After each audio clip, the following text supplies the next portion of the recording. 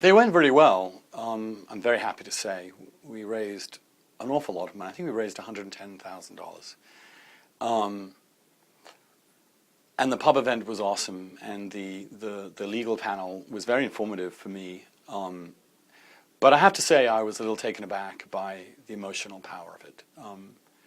Until you've sat on a panel and looked at an audience and seen the looks in the eyes of binational couples, and seen and understood the terror and fear and pain that they're going through, being forced to choose between someone they've really fallen in love with or committed themselves to their life to, and the country they grew up in and love, that kind of choice, and watching them struggle through that system.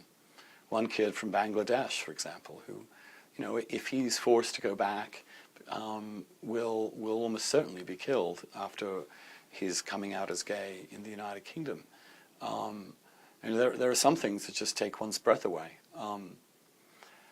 You realize that the reason that immigration law treats married couples as the most important bond is because it respects, essentially, the integrity of their commitment as human beings.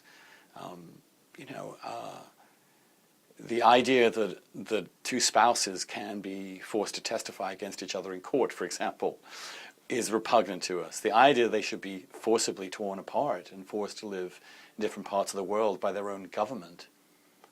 I think it reflects that the United States currently views its gay citizens, if they marry or commit to someone of a different country, of the same gender, as subhuman, as inferior human beings and inferior second-class citizens to others who do the same thing solely by virtue of their sexual orientation. It is truly an inhuman, brutal thing to tear a committed couple apart because of their sexual orientation.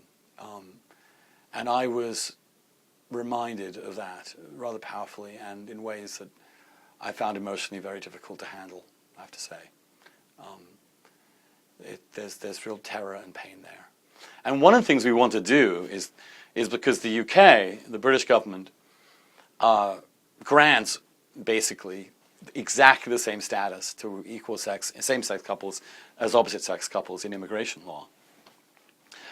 So there's a huge and increasing diaspora of Americans living in London who have to live in London or not be with their spouse or elsewhere in the UK, but can't go back to America with their spouse.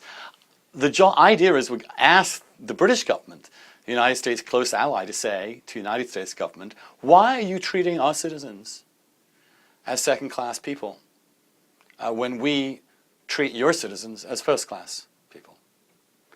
Why is it okay for us to defend the rights of American citizens to move and live here with their spouse when you won't defend the right of British citizens to do the same thing in America, even if they're legally married there? And I think that's a real issue that the British should take up with the United States' current administration. And I think once you begin to get more and more leading European countries and governments that have gotten past this barbaric practice to demand that the Americans do the same, I think we can apply pressure from outside as well as from within.